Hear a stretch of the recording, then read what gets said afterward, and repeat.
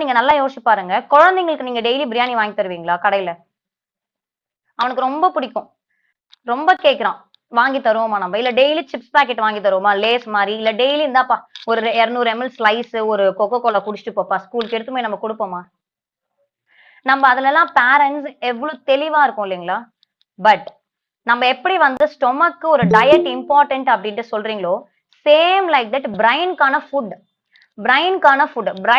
Junk food என்ன அப்படின்னு கேட்டீங்கன்னா, நீங்க டிவில காமிக்கிற கார்ட்டூன்ஸ், நீங்க யூடியூப்ல காமிக்கிற ரீல்ஸ், கேம்ஸ், யூடியூப் இது எல்லாமே என்ன பண்ணும்னா, பிரைன்ல குயிக்கா ஒரு டோபமைன் செக்ரீட் பண்றதுக்கு ரொம்பவே ஸ்டிமுலேட் பண்ண ஆரம்பிக்கும்.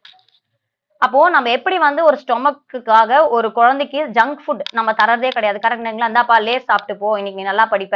இந்தாப்பா சும்மா ஒரு 1/2 லிட்டர் ஜூஸ் குடிச்சிட்டு போப்பா. ஸ்லைஸோ இல்ல மாஸாவோ குடிப்பான்னு நம்ம சொல்றதே கிடையாது. மேபி மந்த்லி ஒன்ஸ் இல்ல வீக்லி ஒன்ஸ் தானே நம்ம குடுக்குறோம் ஆஸ் அ பேரண்டா. எத்தன பேர் இத அக்ரி பண்றீங்க? தம்ஸ் அப் குடுங்க எனக்கு. எத்தன பேரு நான் சொல்ற கான்செப்ட் உங்களுக்கு அண்டர்ஸ்டாண்ட் ஆச்சு?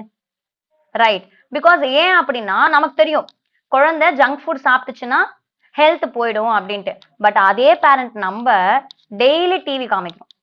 டெய்லி மொபைல் காமிக்கிறோம். சில பேர் கேட்கலாம், நான் காமிக்கணும்னு நினைக்கல மேம். பட் ஆனா அவன் வந்து அடம் புடிச்சு கேட்கறாங்க அப்படின்ட்டு. பட் ஒன்ஸ் நம்ம இன்ட்ரோடியூஸ் பண்ணதால நம்மளுக்கு எப்படி அந்த பிரியாணி ஒரு பிரியாணி சாப்பிட்ட உடனே என்ன ஆச்சு? டெய்லி அந்த ரெகுலர் பிரியாணி சலிப்பு தட்டி போயிட்டு, வேற வேற ஃபிளேவர்ஸ்ல நம்மளோட டேஸ்ட் பட் கேட்டுச்சோ, சேம் இதே குழந்தைக்கு இதே பேட்டர்ன் தான். இன்னைக்கு ஒரு கார்ட்டூன் பார்க்கும். பட் அந்த ஒரு கார்ட்டூன் 1 மாசத்துக்கு மேல அது பிடிக்காது. இது வேணாம்மா, அது போலாம் அப்படின்னு சொல்லும். ஒரு யூடியூப்ல ரீல்ஸ் இருக்கு இல்லைங்களா? ஒரு 1 மினிட் 30 செகண்ட்ஸ் நீங்க யோசிச்சு பாருங்க. அந்த கை ஸ்க்ரால் பண்ணிட்டே இருக்கு. அப்ப எவ்வளவு கன்டென்ட் அந்த ஒரு 2 மினிட்ஸ், 3 மினிட்ஸ்க்குள்ள குழந்தைக்கு போகுது.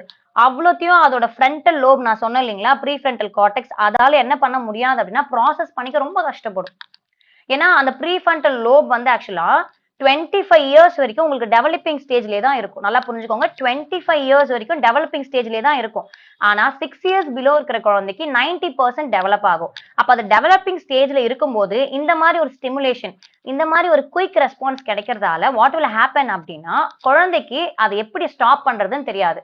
ஒரு அடிக்ஷன்குள்ள போயிட்டாங்கன்னா, எப்படி ஸ்டாப் பண்றதுன்னு தெரியாது.